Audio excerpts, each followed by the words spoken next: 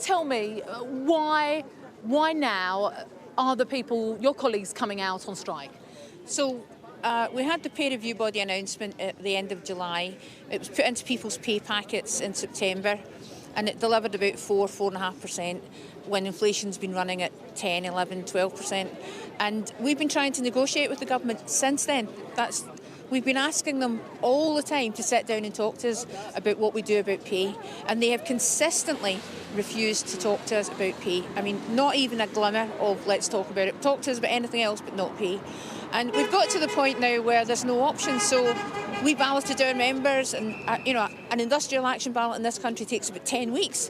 So we haven't deliberately picked Christmas time. This just happens to be the time when we were able to take strike action. Now, the government say that they've been led by recommendations from an independent pay review body. That's what they're following. Times are tough. You have to cut the cloth. Everyone's struggling. Is that good enough? No, it's not, and they're hiding behind the peer review body. The people who set the peer review then makes a recommendation, and the people who are responsible for setting the pay in this country for NHS workers, the Secretary of State for Health and the Prime Minister. And they're just hiding behind this. It's not really independent, and everybody knows that. We've known it for years. But secondly, this has been a pretty exceptional year, I would say.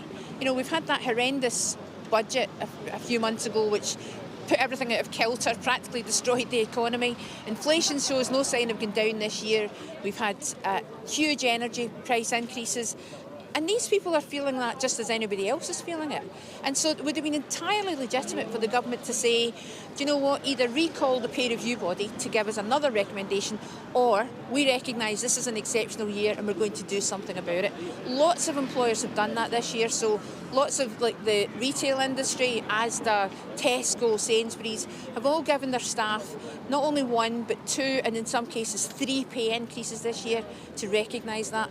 And we've said to the government, these people do an amazing job, and you're treating them with huge disrespect by saying you won't sit down and even talk to us about it. Yeah, that was something was quite clear. You're quite frustrated, aren't you, about that?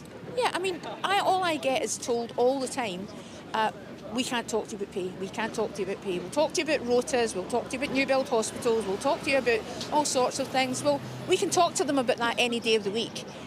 This is not why we're on strike, and we're on strike because without pay you can't keep staff in the ambulance service, and that puts patients at risk. This government is putting patients at risk.